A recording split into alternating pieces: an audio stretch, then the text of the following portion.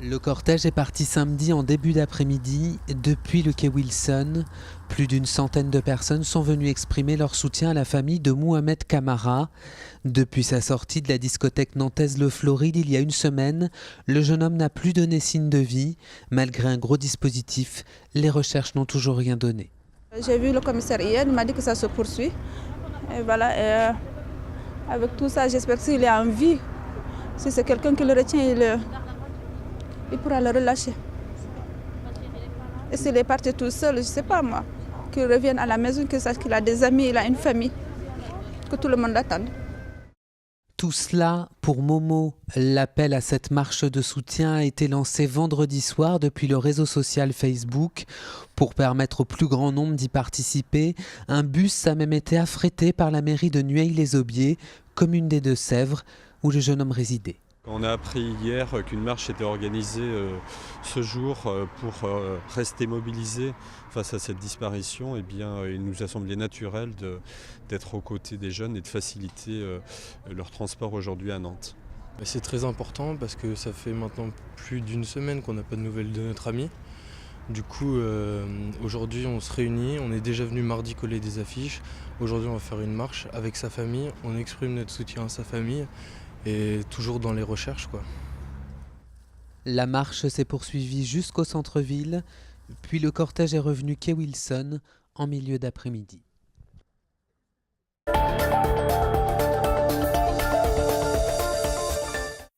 Pour Benoît Hamon, 58,65% des suffrages.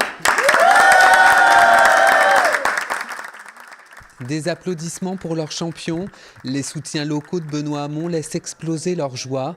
Leur candidat a remporté cette primaire avec près de 59% des voix. Ses partisans veulent voir en cette victoire une nouvelle ère pour le Parti socialiste. C'est la joie ce soir parce que nous sommes en train de tourner la page du quinquennat de François Hollande.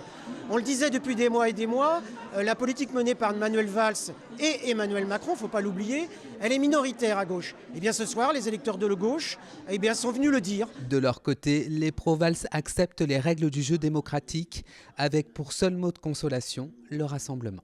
Je pense que maintenant le Parti socialiste doit se rassembler et c'est aussi à Benoît Hamon, c'est son rôle de candidat désigné de faire ce qu'il faut pour rassembler le PS, pour rassembler la gauche, pour trouver un chemin qui permette à tout le monde de se reconnaître et de s'engager pleinement. Reste l'épineux dossier de l'aéroport de Notre-Dame-des-Landes. Alors que les élus locaux socialistes de Loire-Atlantique sont majoritairement favorables au projet, Benoît Hamon s'est déclaré opposé à cet aéroport. C'est un désaccord profond que j'ai avec Benoît Hamon. Naturellement, je le maintiens. Je l'ai dit ce soir. Sur ce sujet, vous savez, ma ligne, elle n'a pas bougé. Il y a eu une consultation démocratique ici. Ce point de désaccord avec Benoît Hamon, bien sûr, ce soir, je le maintiens. Selon les premières estimations, la Loire-Atlantique a plébiscité Benoît Hamon avec 63% des suffrages.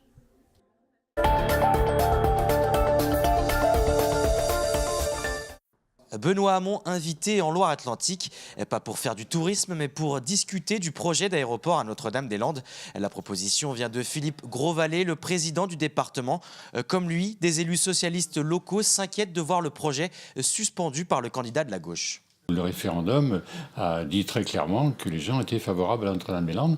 On ne peut pas revenir en arrière quelques mois après, au prétexte éventuellement d'un accord ou d'une sensibilisation particulière de ceux qui sont écologistes ou qui votent dans cette direction-là. C'est un sujet vraiment très important et emblématique, pas seulement pour la région, sur le plan du respect de la démocratie. Benoît Hamon, maintenant, à partir de ce résultat, représente la famille socialiste.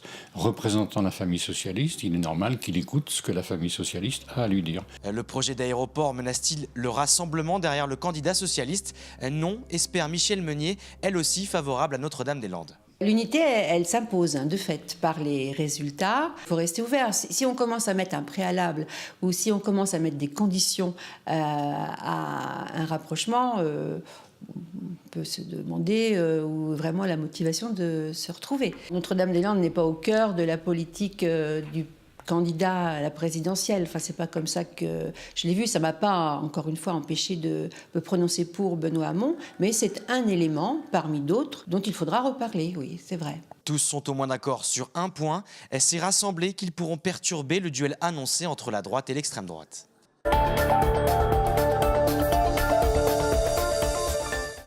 D'ici 2 ans, une quinzaine de bureaux de poste de l'agglomération nantaise pourraient être non pas supprimés, mais transformés selon la direction départementale. En clair, ces établissements traditionnels seraient remplacés par des guichets de proximité chez les commerçants dans les différents quartiers. Des dispositifs supposés resserrer le maillage urbain de la Poste. Nous allons passer de 58 possibilités d'accéder à nos services, bureaux de poste, à 70, dans des bureaux de poste tels que vous n'en avez jamais vu, mais aussi chez votre commerçant, le buraliste, le marchand de journaux, le commerçant boulanger, épicier, celui qui nous permettra d'offrir nos services au plus près des clients.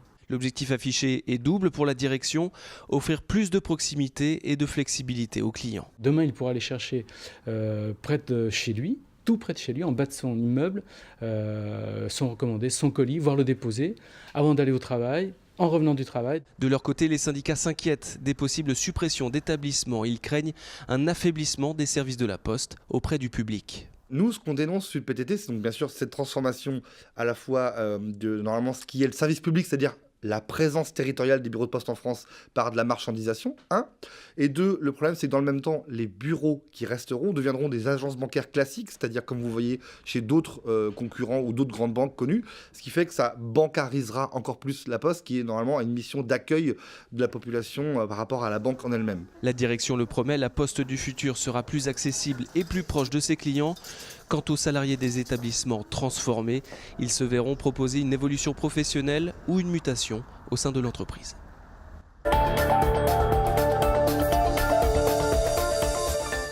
À l'étage des habitations, une crèche et au rez-de-chaussée un éco-point. La construction de ce bâtiment hybride a nécessité des aménagements particuliers. Tout a été prévu pour et faire en sorte que l'éco-point ne génère pas de nuisance entre guillemets vis-à-vis de son insertion dans un bâtiment.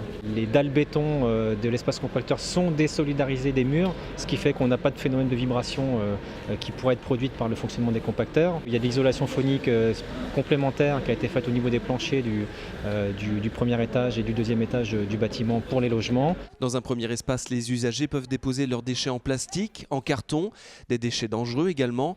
Et dans l'autre espace, dit de réemploi, ils peuvent déposer de vieux objets qui connaîtront une deuxième vie grâce à la recyclerie associative Station Service. La vice-présidente de Nantes Métropole, Michèle Gressus, y voit plusieurs intérêts. Répondre tout simplement au dépôt de déchets, comme l'était l'ancien éco-point de Viarmes, mais aussi d'avoir un tri et un recyclage qui soient efficaces et pouvoir aussi avoir de nouveaux flux acceptés, ce qui n'était pas le cas à Viarmes. Je pense notamment aux textiles, je pense aussi aux petits objets. Les usagers habituels vont tout de même devoir s'adapter à ce nouvel éco-point avec 2 changements majeurs. L'absence de containers à déchets verts pour des raisons de confort et d'hygiène dans l'immeuble et surtout de nouveaux horaires d'ouverture. L'éco-point d'Auvour est fermé le dimanche.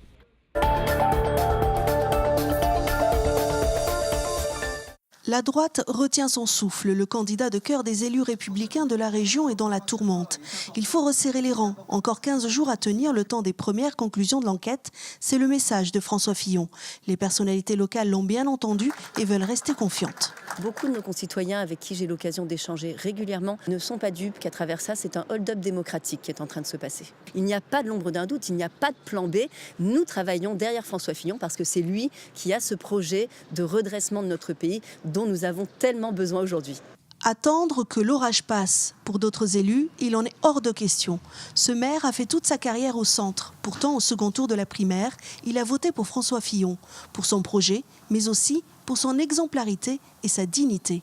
Moi, je suis extrêmement déçu, très troublé même, pour ne pas dire, avec ce que j'entends autour de moi, d'ailleurs, au niveau de mes concitoyens, parce que je trouve que c'est une affaire qui est quand même extrêmement grave. Bien sûr, elle n'est pas jugée.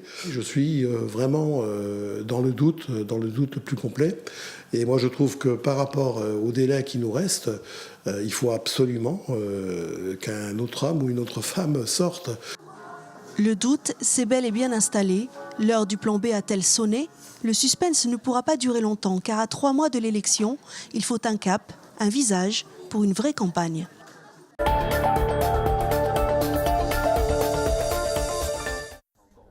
La distribution de gaz sur la région Pays de la Loire, ce sont 2400 km de réseaux souterrains à gérer. Et cette surveillance se passe ici, en périphérie de Nantes. La rigueur des hivers varie et le volume de gaz à distribuer aussi, plus 11% entre 2015 et 2016. Le réseau, voilà, il est dimensionné pour faire face à ces variations de consommation. Les réseaux sont faits pour passer des hivers tels qu'on en voit tous les 50 ans. Alors du gaz pour l'habitat et les entreprises, c'est une fonction évidente, mais curieusement, près de la moitié du gaz diffusé sur la région depuis 2 ans l'est pour des raisons beaucoup plus surprenantes. Il a aussi fallu en amener pour les installations de production d'électricité qui utilisent le gaz. Ces centrales de production sont utilisées dans les périodes dites de pointe, donc quand il fait plus froid et que les besoins d'électricité sont plus importants. En 2016, en Pays de la Loire, la consommation de gaz liée à la production d'électricité a augmenté de 77%. La quasi-totalité du gaz consommé en Pays de la Loire est acheminé via le terminal méthanier de Montoire. Il provient principalement de Norvège et du Nigeria. Après des années de disette dues à un marché mondial tourné vers l'Asie, les méthaniers reviennent vers Montoire. Il faut dire que 165 millions d'euros ont été investis pour moderniser le site. D'énormes brise-glaces russes transportant du gaz sont espérées en 2018. « 2017, c'est l'année de l'accélération pour la mairie. De nombreux projets engagés par la municipalité depuis 1, 2 ou 3 ans vont enfin voir le jour, et ce, dans tous les domaines. L'extension de certaines écoles, Ampère, Louise Michel, c'est le passage progressivement de toutes nos écoles au très haut débit, 60% dès la rentrée prochaine, c'est l'équipement des tableaux blancs interactifs, ça c'est pour l'éducation. Dans le domaine sportif, par exemple, 2 projets concrets, un autour des halles de tennis sur la Durantière et puis le développement notamment du synthétique pour les quartiers ouest. En termes de sécurité également, avec l'ouverture cette semaine de la Maison de la Tranquillité et la mise en place de l'îlotage des rondes dans tous les quartiers effectués par 20 policiers recrutés pour l'occasion. Au total, 64 millions d'euros d'investissement pour les équipements contre 58 millions l'an dernier, avec une priorité donnée aux solidarités et à l'éducation. Mais concrètement, avec quel financement ? On s'est désendetté sans discontinuer depuis 22 ans.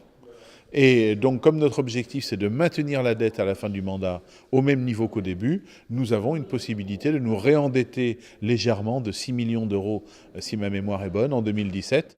Comme promis, pas d'augmentation des impôts locaux, c'était un engagement fort de la campagne en 2014 et la municipalité l'a rappelé, cela restera une priorité jusqu'à la fin du mandat.